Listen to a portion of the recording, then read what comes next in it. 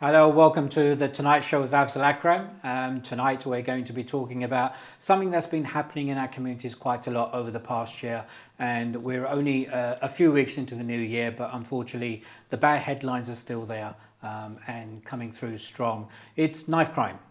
It's becoming an epidemic, especially here in London, but across the country there's pockets of this happening as well. And we're going to be talking to our two studio guests to see what are the causes of knife crime, what can we do as a community, what can the police do, what can politicians do to try and solve it, what can parents do, young people themselves, and why is it becoming an issue? You know, why is it something that is prevalent for a while, then goes away and then comes back again, and is it any different to what we've seen in the past? So we're going to handle all these questions today. Along the bottom of the screen you'll see a live studio number, so if you want to join in with a conversation with us today, please give us a call, and I'll do my best to take your call into the studio and hopefully answer your question that you may have, or take on board your views. Maybe you've had some personal experience, or a young person maybe who's been a victim of knife crime.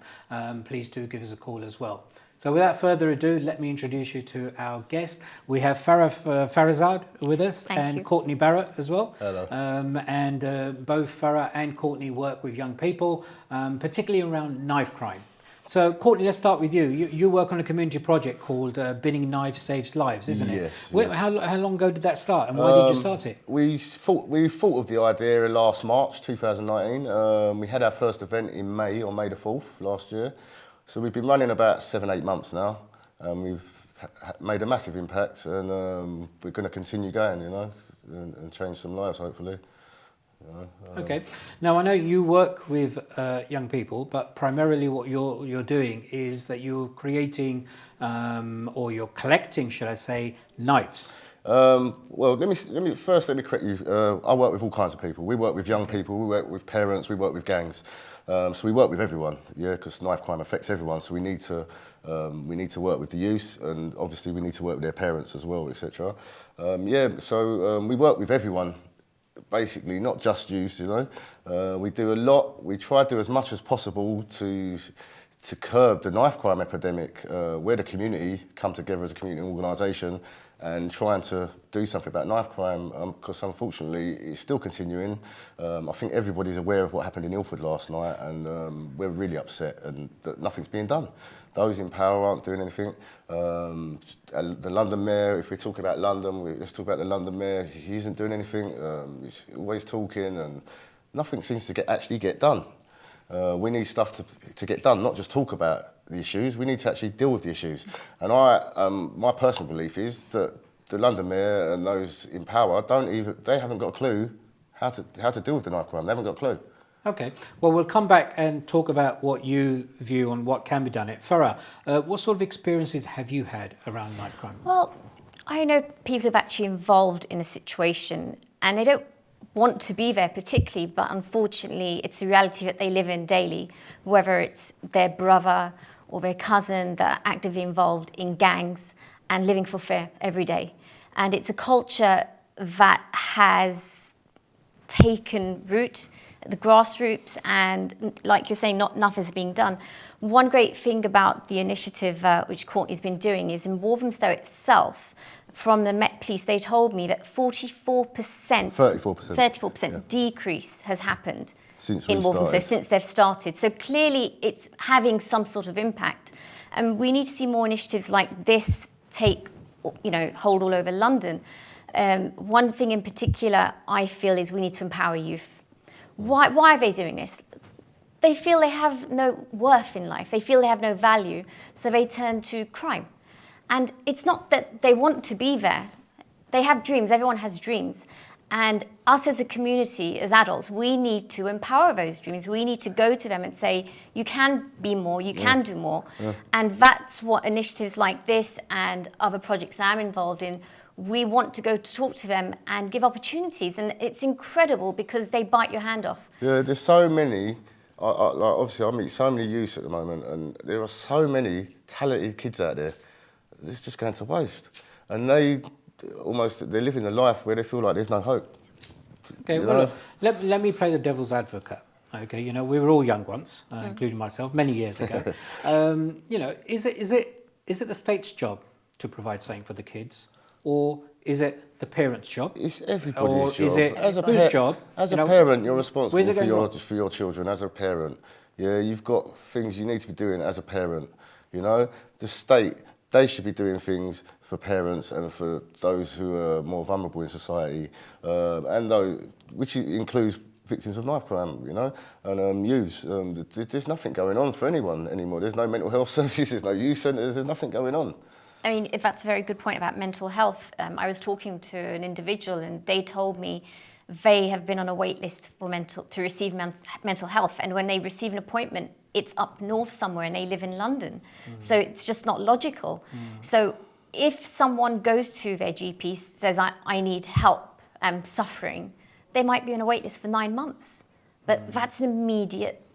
Action needs to be done. I know with mental health, I mean, it's something that used to be a taboo subject many years ago. You know, people never used to really think that something actually happened. You know, it'd be like, keep that person quiet, something wrong with that person, but they won't actually talk about it. But over the last 4, 5, 6, 7 years, I think mental health has been spoken up a lot, and we're realizing as a society that some of the issues that are being are happening is because of the mental health of the individual. And now it's becoming seen, and I think it's becoming accepted in society that mental health is an illness. It's not something wrong with you, but it's an illness, same as getting the cold or getting the flu or something else, heart disease, diabetes. It is just another illness, and therefore we need to prioritise it. And I know the government's looking to put some money into it as well now, increasing money so that it can be treated just like any other illness. And another, bullying. Bullying is on the uprise, and you've obviously seen a culture in those videos you see on YouTube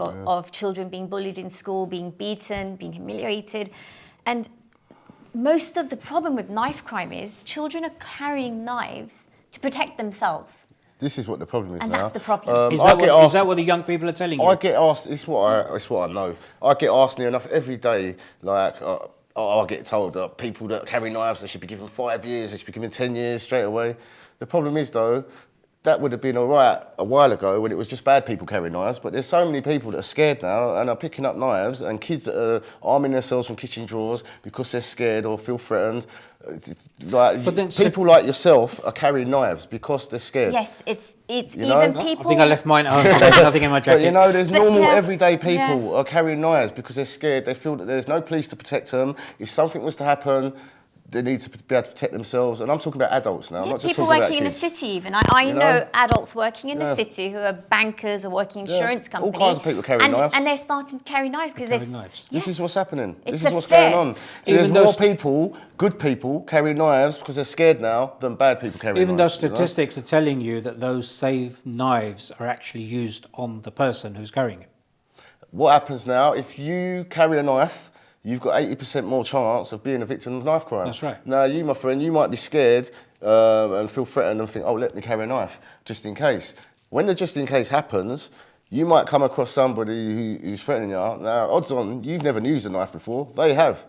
So as soon as you pull out a knife, take a knife off you've probably got a chance of getting it used against you. Chances are you'll be in shock because you don't know what to do. They actually have come to attack you. See, when I was younger, I mean, gangs have been around forever. You have good gangs, bad gangs, and so on. The most you'd have is a black eye or a broken bone because you've had a fisticuff and you've come out on the wrong side. Now it's a case. You'll get shanked and you could die. Because there's no value of life anymore. But just coming back on that, the argument is, and this is where some people are making this argument and saying that it should be a minimum of 5 years, 10 years, that actually people, whether it's young or older, doesn't matter, think that carrying a knife has no repercussions and they're not going to get in trouble, and it's just another stage on from having fisticuffs. Whereas if you had a minimum 5 years or a minimum 10 years, it would stop people carrying the knife for protection, they say, but stop people. And if there's less knives out in the street, which I think is what your project's about, the chances and probability is that less people will get stabbed. Doesn't that make sense, though? There's approximately 70% of knife crime is committed using kitchen knives. So this is the reason why we try to make parents know how many kitchen knives they've got in their drawers, because like I said, there's a lot of kids arming themselves. So if you only got 2 or 3 knives, if one's gone missing, this is modern day parenting. If you love your kids, this is what you should be doing to protect your children nowadays, and checking their bags now and then, checking their bedrooms now and then. Check them before they go to school sometimes. You know, this is modern day parenting, unfortunately, but if you love your kids, that's what you've got to be doing now to protect your kid. But you get a lot of ignorant people who think that knife crime ain't going to affect them, or their kid's special, or, you know. It can happen to everyone. Something interesting about patrolling, what I've obviously learned going with patrolling with Courtney and his team, is they're actually now hiding knives in parks. Yeah. So knives have been found in public places where the gangs are hiding them. We do park sweeps looking for knives. There's a great organisation called Take a Knife, Save a Life from Havering, who that's predominantly what they do. They go around doing park sweeps and they get lots of knives. And machetes, knives. It's crazy how many knives that people are carrying and hide them around. Yeah, you know? but people do that. I mean, when I was a council and cabinet member of community safety, we actually were the first in the country where I actually put a knife arch in a school. Yeah, okay. We had a bit of an epidemic at that time as well. We were tackling it, and we put a knife arch in a school, told kids that the knife arch would be there. Now, of course, what was happening was the kids were hiding them en route to school because they knew they would get caught with a knife at the school. So we made the school a knife-free zone, which was great. But it was a bit more difficult making the outside because you can't police, no matter how many police officers you've got, you cannot police every street, every park, every bush, every bin, every car where a knife can be tucked away. And that's where some of the kids were telling us what was happening.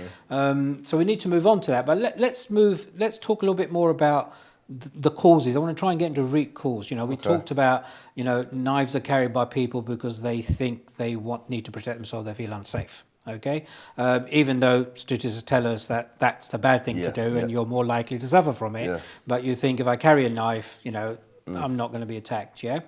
But I want to talk a little bit more about the sentencing because I know you mentioned that. All right, and I did come back and challenge you to that, saying that if people knew that they would go inside simply for carrying a knife, they would carry less of it. You know, is it a case like now that, you know, to be in a gang or to be in a group of people or whatever, if you haven't got a knife and the other have, you just don't think you're part of it? Is it become like an accessory now? Is it that bad? As far as gangs are concerned, I think gang members have always carried knives, let's face it. As far as knife crime goes, everybody focuses on gangs all the time. Now, gangs are just a tiny percentage of knife crime now. Like I said, everyone seems to be carrying knives. You know, the gangs are doing their thing and they always hit the headlines. But there's about another 80% more people carrying knives as well. It's not just gangs no more. But most of the ones that get reported, you know, even you know, where people have had fights and things, it is pretty much gang members. You go and attack a gang in one area. I'll be honest they will with you, then go the back media to like to focus on gangs, and then also they like to call certain gangs that ain't gangs. You know, it might be just a group of kids or a few guys, just because they're all the same ethnicity and together. All of a sudden they're a gang, you know. But like I said, there's a lot of poverty is a cause as well. There's loads of causes. There's lack of police. There's lack of parenting skills. There's lack of youth services. I'm going to talk about them all now. You said something about poverty. Is poverty a reason to carry a knife? No. How do you put the two together? That's how people, you know, attacking people. You know, they want their phone. They'll just pull out a knife. So you're seeing a lot more crimes like this happening as well. So where strangers are being approached by people who want their phones, their laptops. Or one of the problems is nowadays in society, you've got the rich living with the poor, and. But that's a good thing, isn't it? It's a good thing. Not for the young poor. The young poor see the rich and want to be like that. This is kind of. So they think it's okay to go and steal it rather than work, earn, save. And that's what we need to do. We need to empower. So we're all a community at the end of the day, and we shouldn't make people feel like you're poor and I'm rich. We need to empower each other so we can rise and be better together. The community needs to come together, but it's a hard thing because you've got some rich people who just don't care. You've got some poor people who don't. You've got people that just don't care. And there's loads of people. A lot of the community do care. Most of them just want to talk about it, but don't want to actually proactively do anything. We need as many volunteers as possible to get on board because we're the community. Fighting for the community, you know. So the community themselves can act as a deterrent for people and say, Absolutely. not in our area. And, Absolutely. Oh, yeah. And that really starts from parenting, which we'll come back to in a moment. So we're just going to take a short break and then we'll come back and talk about parenting, yeah? So viewers, time for a short break. So please do go and fill your cup up, and we shall see you in a few minutes where we will talk about parenting and how much parenting is, I use the word to blame, if you like, not blaming all parents, I'm a parent myself, but how much is parenting different now to maybe what my parents were like with me? And I don't think I've turned out too bad. But anyway, see you on the other side of the break. Hello viewers, welcome back to the Tonight Show with Afzal Akram. Today we're talking, or tonight should I say, we're talking about knife crime, causes of knife crime, how it's affecting our communities, and is there something that we can do about it? And before the break we were talking to Courtney and Farah, my two guests today, and we started talking about parenting. Okay, now let me give you my view on it if you want, and then let's see whether you agree or, you know, what do young people tell you. I mean, for me, I believe, and, you know, I'm a parent, obviously I had parents as well, and I believe a large responsibilities on parents on where their children are, especially those kids who are, I would say, let's say under 16. I know you've got your 11, 12-year-olds who chat back to parents in a way. I think society's moved on a little bit where we allow our kids to get away with a little bit more than our parents got away with. I know my kids, I'm friends with them, if you like, and I know I'll get a bit of chit-chat from them, but they do know where that line is, you know. Once we cross that line, it's not my friend, it's my dad, Whereas that line was a lot lower when I was talking to my dad or my mum, and in those days you get a clip round the head, and nowadays, you know, my little 11-year-old daughter laughs at me. She goes, I know the NSPCC number by heart, which is a good thing, you know. If young people have got issues, then they should report those in there. And we have a bit of banter with it. But how much is it that my generation, should I say, or the generation on from me, how much of it is bad parenting?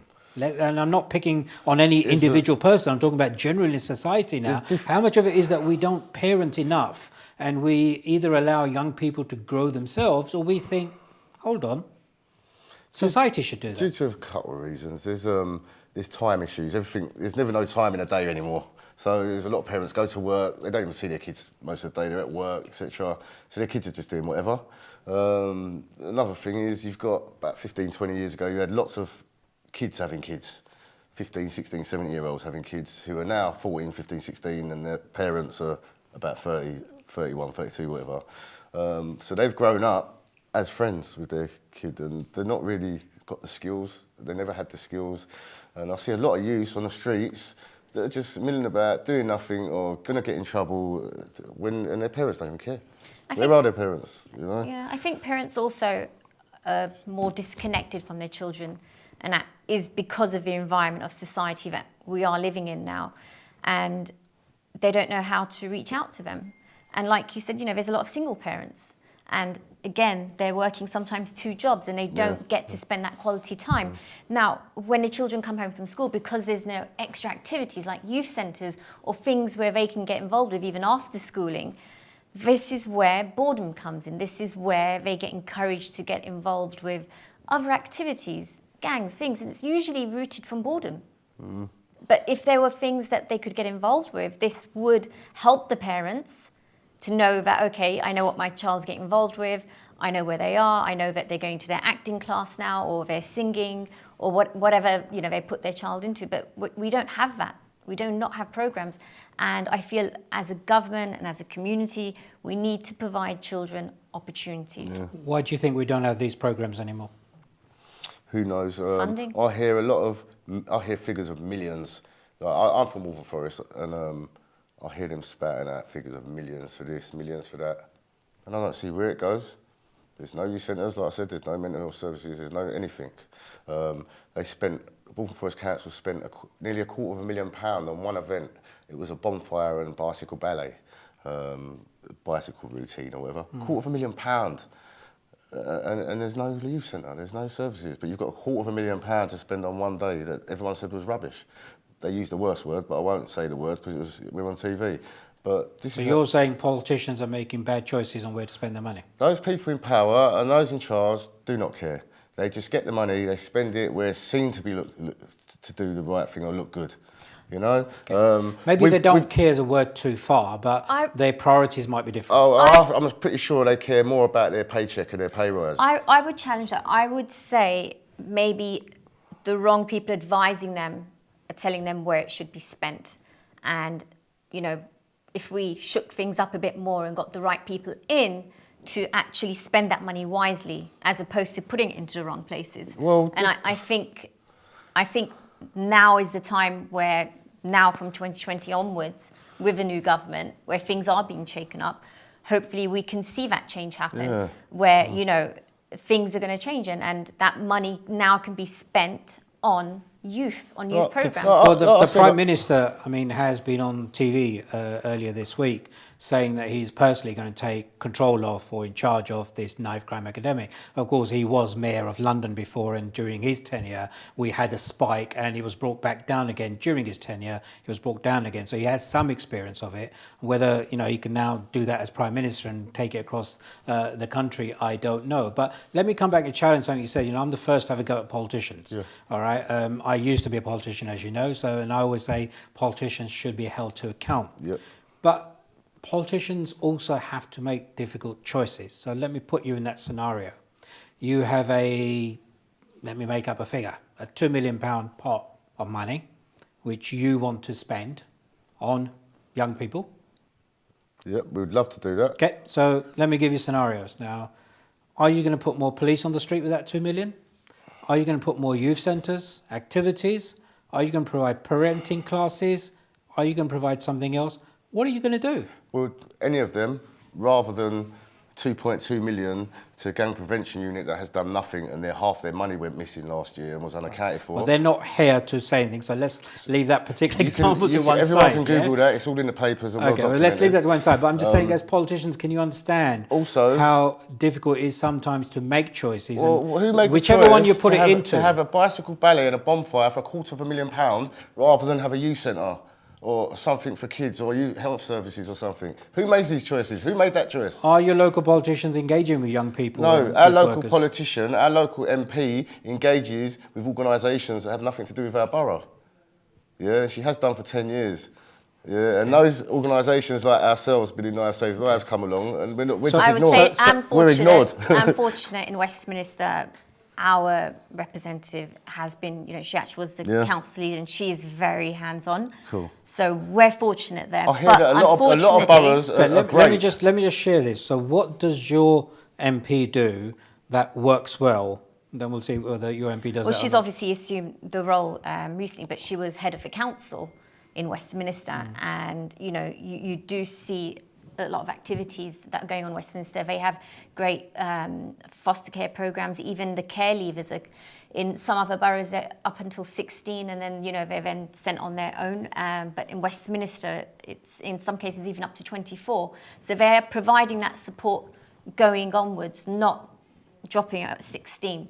So I think things like this are very important. I work with a lot of care leaver charities, and it's just heartbreaking. At Christmas, on Christmas Day, we organise a great special day for care leavers because they're by themselves and they suffer depression, loneliness. And, you know, we actually create a youth centre for the day and provide a loving environment. And so what they say is, why can't we have this all the time? Why does it take you to do that? Why? But it's the those community. in power doing it. Well, look, youth centres about 15 odd years ago, 15 maybe 20 years ago, they started selling off youth centres because youth centres became places which one set of young people went to, another set of young people didn't go to because of postcode wars and turfs. And once again, it comes to the gangs. You know, this is our youth centre. You're not part of a gang. If you come here, a fight's going to break out and so on. And so youth centres became quite divisive. And I'm sorry to say, no matter what we say, politicians, there's just not enough funding to put a youth centre in every single postcode area. It's just not going to happen, no matter how much we want it. It's not going to happen, yeah? Yep. So the idea of when I was growing up, when we had the local youth centre where you can go and play a bit of snooker, do a bit of table tennis or whatever it was it's moved on, because also young people now don't want those activities, and they want their PlayStation. Our vision of a youth centre, we're talking about a modern day youth centre. We're not talking about pool tables and table tennis anymore. It's 2020. We're talking about a youth centre where you come, you do filmmaking, you do a photography course, you do chefing, and you learn skills and trades. That's fine. No, I agree with you. But how are you going to get over that postcode war turf for where it becomes a no-go zone for other parts of the kids? It's funny you should say that. Sorry, Courtney.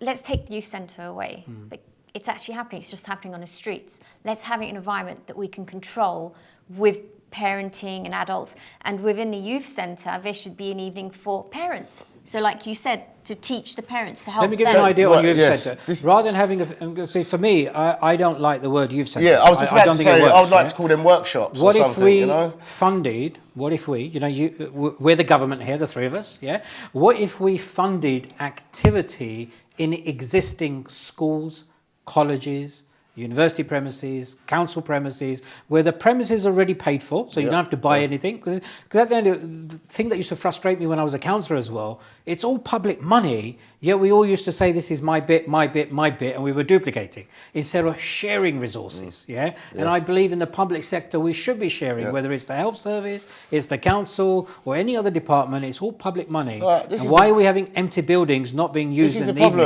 the problem. Like we've got all the people necessary, volunteers, to teach kids loads of skills and do the courses. We just need the premises, Do you think our council helps us or provides the premises for that to happen? So, for example, I know every Saturday there's an academy called Amplified Academy, which is run by a church called Hillsong Church, and they do it at Bermondsey campus. Now, they, through volunteers, have professional people teaching acting, singing, music, all sorts of music, and dancing. And it's running for free every Saturday, and it's empowered such an incredible generation, and it works because these children, some of them actually becoming artists. They've had albums, they've released, recorded. Other people are becoming professional actors, professional dancers, but it all happened from here, and this runs every Saturday. No money needed. No money needed. It's a great initiative. It works. Sounds like very good. Does it attract the type of young people who get into knife crime? Yes. Because 100%. the easy one, I don't know, so I'm asking. 100%. Let me tell you, it attracts these people, and then give it a week or a month or whatever, you see the transformation. I've personally witnessed it firsthand. I've witnessed individuals there who have come from backgrounds who were in that environment, and I've seen how their lives have been changed by this program. And what's even more exciting is it's bringing on all faiths there. I love watching it and seeing these incredible individuals. And some of these kids, they come in, like you said, like gang members or whatever, they transform to the point where they want to help other little kids. They want to help other youths They become a role model. Yeah. So do you believe if we had some public funding, it would be better spent on activities, wherever they may be? Let's not say youth centre activities, or more police on the street? You need both. They both go hand in hand. You need both. If you haven't got enough money to do both, what would you do? Oh, you need to stop wasting money. That's what you need to do, and put the money into what's needed. For example, because every day you're hearing about so many hundreds of thousands and millions of this wasted on this and that. It's all stupid. I mean, if we just look at the mayor, over 9.4 million has been spent in his PR campaign over the years. 9.4 million. That's over a lot of 4 money. years and 19 million has been spent on creating jobs for his friends, per se. You know, that is money. This is what I'm saying about people who only care about themselves and what betters themselves. You don't care about London. If you cared about London, you'd have done something a long time. The only person I see caring about London is Sean Bailey. And I really hope that he becomes London Mayor, because we need him, because we need someone proactive who cares about London to be dealing with London. So it is about politicians obviously making decisions, prioritising what they think is best right for them. Obviously the Mayor's done what he thinks is right, whether it's right or wrong. Right for who? Right for him. He will be judged at the ballot box. That's what politicians are judged at, okay? But coming back to scenario of working with young people, how difficult or easy is it for you guys to engage? And I'm not talking about all young people. I want to specifically now concentrate on young people who are actually in trouble for a better word, they're in gangs because the two things go together. That's what I do. That's how my speciality. difficult, easy is it in talking to these people, hearing their views, and then are there mechanisms, or how can we create mechanisms to feed those views back to the politicians, if you like, because they control the funds? It's easy for me because I'm not a professional. I'm not a police officer. I'm not a social worker. Right. They got respect. So they won't talk to anyone in power. They'll talk to you, but they don't care what you've got to say. I don't care what you've got to say. You've got to be genuine, and they've got to respect you. So young people will talk to you and tell you what their issues are, yeah? Oh, yeah. Is there any mechanism or how you can get that information to decision makers in order to change services on the ground without obviously mentioning names of individuals? That's one thing I said earlier about maybe the politicians being advised by the wrong people, and if the politicians had people who are on the ground actually dealing with the day-to-day situation, that could influence where that money is spent. Right. Because it's very easy to allocate money, but if you actually don't go on the ground yourself and understand what's going on... Yeah, and they don't understand what's going on. They haven't got a clue how to deal with knife crime or what it involves. They're just throwing money or whatever they think, and they don't actually know what to do. They're just throwing money about. I think it's a situation, it comes to that point where nobody knows what to do, but everyone wants to do something, and it's now where we all actually need to get together. So it's community leaders, role models, the police, the politicians. We actually need to work together at this point. So we're at that crossroad now, and I think it's the right time to take a break. We're at that crossroad where everybody agrees something needs to be done. Definitely. It's the something. So let's talk about the something in the final part of the show. I'm going to go for a quick break again, viewers. Join us for the final part where we'll discuss on some ways of making things work, getting more knives off the street. Are there other areas, or are there other councils, community groups or whatever doing a good job that we can replicate in your area? So see you shortly on the other side of this break. Welcome back, viewers, to the final part of the Tonight Show with Afzal Akram. We're talking about knife crime, and in this final section of the show, we want to try and talk about have there been any successes anywhere in the country where knife crime has been brought down, what has been done about it, what are local projects like, and what can we do as a community to help? So, Courtney, just coming back to you, I'm aware that you started off a small community project, which was, you can tell us a bit more about it, but I'm summarising about collecting knives, getting them off the street to the police. But what made you start this off? Is it a personal experience you had? As I said before, I'm from Waltham Forest. I think the whole country is well aware that Waltham Forest is a hotspot for knife crime. Everyone remembers Jayden Moody that got murdered beginning of last year. There was a lot going on. Obviously, you had the Jayden Moody incident, and there was loads of incidents, and there was a lot in Waltham Forest. And I've got 4 kids, so I was a single father, and I just thought someone needs to do something about this. And I didn't see that it was going to be too hard to do something about it, So I tried to have a demo. End up getting one person join me. That's one more than before you started. Yeah, so we doubled. I doubled overnight. And then kind of thought, but we stuck at it, had another demo, 8 people turned up. And then we had an event on ITV News, we blew up straight away. So tell us, what do you actually do? Right, what we do, what Bin in Knives Saves Lives do, we predominantly spread awareness and educate people on how to keep themselves safer and keep their families safer in the communities. We also go around with our knife amnesty bin. We either have it at a certain location, usually in a town centre or outside a tube station, busy areas, or we go knocking door to door. We target different people. So at the moment we've been going door to door, getting a lot of kitchen knives out the drawers, because obviously there's a lot of kids arming themselves. So at the moment we've got well over 700 knives, and we've also had 1 imitation firearm, and a couple of axes and other weapons. So is this like the amnesty the police declare sometimes, where they put bins in public places and somebody comes and puts a knife in, and that knife will be incinerated or destroyed? Yeah, that's what the police do with their amnesty bins. As we all know, there's hardly any police stations anymore. There's probably about 1 in each borough. only some have knife bins. So if, say you was at my house and you wanted to go and bin your knives, you've got about a 5-mile journey and then you've probably got a 5-hour wait. You know, it's just people. So what do you do? We also collect knives. And we, how do you collect those knives? if people will inbox me or message me and say, I've got knives I want to bin. So you go around and you pick I'll up? go and collect them, or I'll send a cab to collect them for me, depending how far away they are. We just try to get any knives out of circulation as possible. Okay, so before we move on, I'm just trying to get my head around it, yeah? So if I've got an old rusty knife at home that I need to get rid of, it's got nothing to do with crime, you know, I'm 75 years old, whatever, I want to get rid of it, you will still take that, so it's not just... If you wrap it up, and then I'll send a cab for it, or I will come and collect it, or one of my team will come and collect it. So that's from one extreme. Going to the other extreme is where I'm a young person involved in gangs, drugs, knives. Maybe my knife has or hasn't been used in somewhere, and I want to get rid of this knife. You would take that knife as well? I'll take any knives. We take any knives. Now, if you took my knife, would that knife then be tested for anything? Right, any knives, right, this is the law, right? Any knives that are put into an amnesty bin cannot be used as evidence for anything. Yeah. But are your bins amnesty bins? Who's given the authority for that? My bin is an amnesty bin. We had the police inspector come round with us. They support us. So you've got the police supporting you on that? Yeah. We have the top inspector in our area comes round with us sometimes. He really loves what we're doing. Okay. So how do people know about, I mean, what do you do? Where are these bins put? Okay. When we used to have the bin in a certain location, we'd advertise on radio, we'd posters, leaflets, all kinds of advertising, you know. When we do the door-to-door, we just post leaflets through the doors a few days before.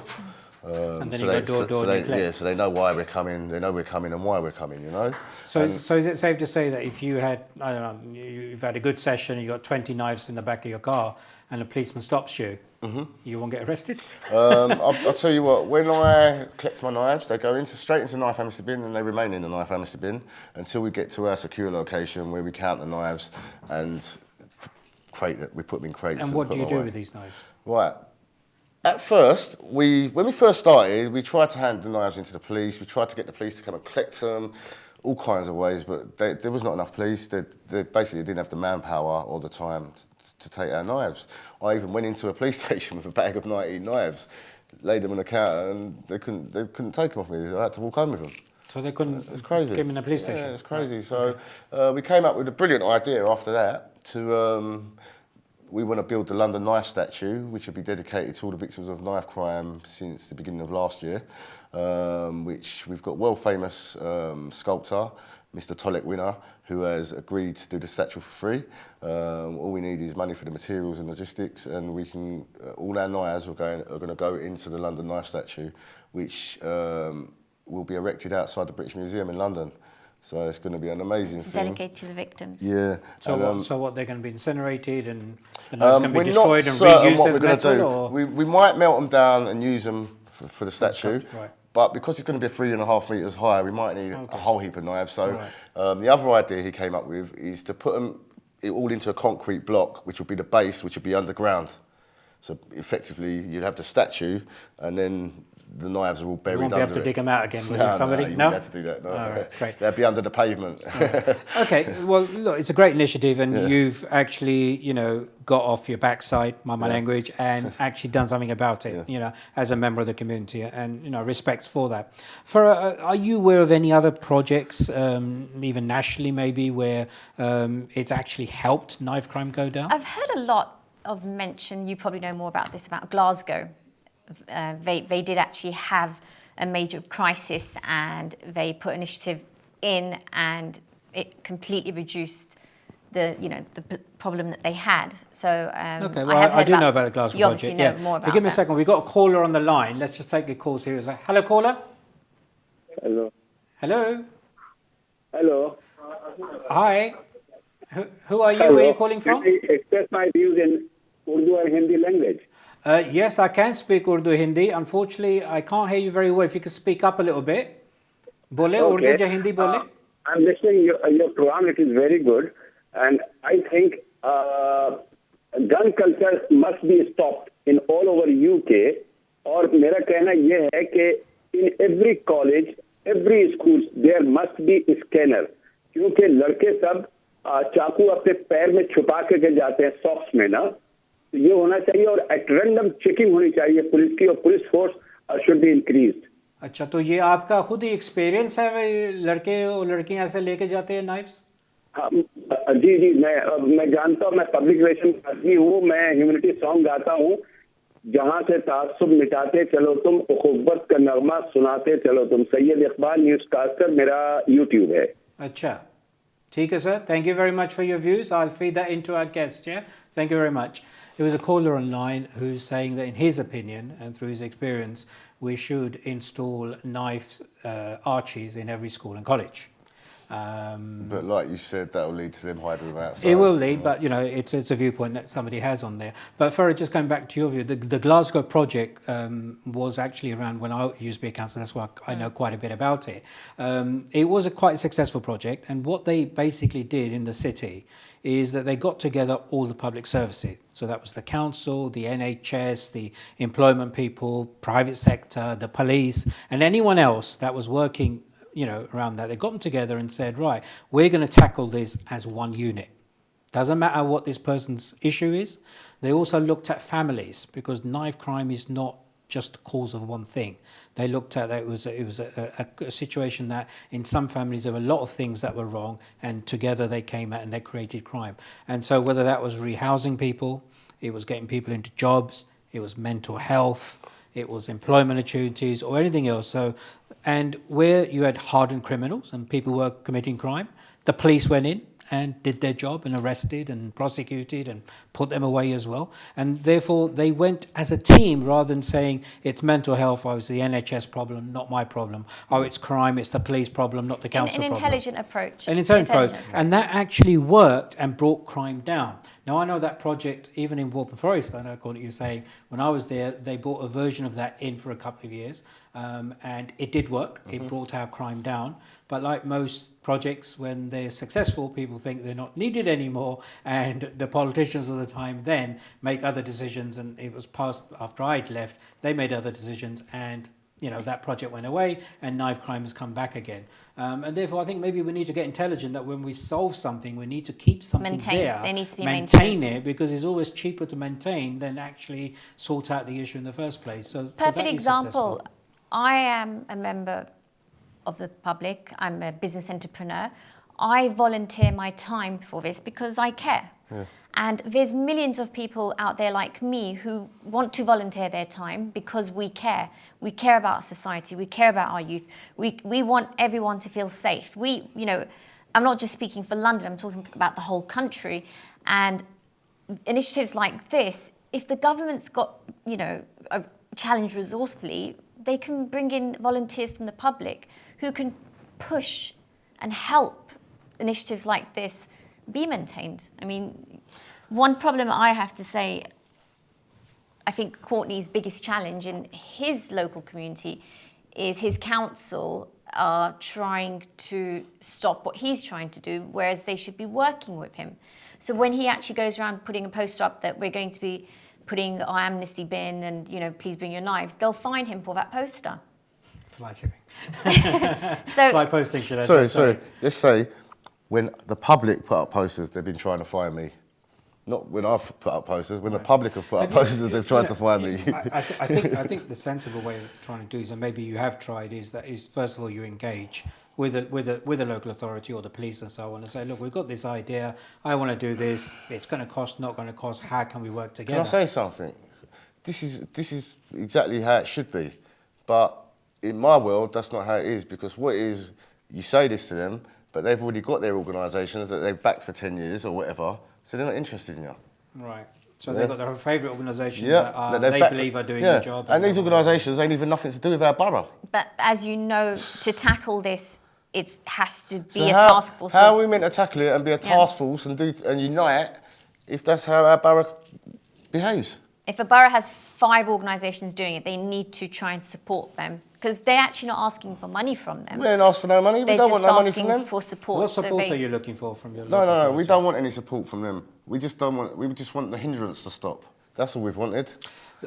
That's all we've wanted. We didn't want nothing from them. If they could. At first, all we wanted was help with advertising or etc. You know, that's at first last year when we first started. Okay. Yeah, and then we blew up. We don't need their advertising. We don't want their money. We're the community fighting for the community. You know. Let's take it to a different if I was in borough. another borough, and like we've just launched in Newham, okay, we're embraced. They love us. All right, guys, look, we've come to the end of it. I think we've talked quite a bit about it. Thank you for taking time out and sharing. No problem. Thank you. Viewers, we were talking about knife crime. We're at the end of the programme, and what's quite clear is that there is no one answer to this. I think it's a number of solutions. Parents need to take responsibility and spend a bit more time in taking notice of what their children are doing. You know, it was even suggested that you know, you count how many knives you've got in your kitchen and make sure they're still there and the young people haven't taken them. Do you know what? If that's going to save your young boy or young girl from getting knifed, I'd do that if I thought that was a problem.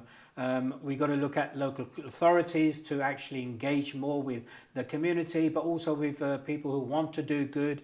I know sometimes there are statutory reasons why you can't, but you know, we need to engage and talk, take ideas on board. And it's been suggested it shouldn't be a hindrance even if you can't help.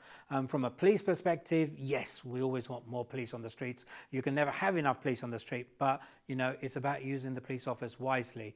Politicians, guys, I used to be one of you, and so I suppose it's fair for me to say it. You guys need to not do what's always been done, you know. Talk to people on the ground, talk to organisations, talk to young people, see what they want, all right, before you spend your resources on tried and tested solutions or the same people over and over again, maybe who are or who aren't delivering results here. Try doing something different. But most importantly for me, and you know, our viewer, thank you very much for calling in. आपने भी suggest किया था कि knife arches colleges और universities में रखे जाएं. ये knife arches हमने try की, solution है, लेकिन हर college, हर school के अंदर हम knife arches नहीं रख सकते, क्यों?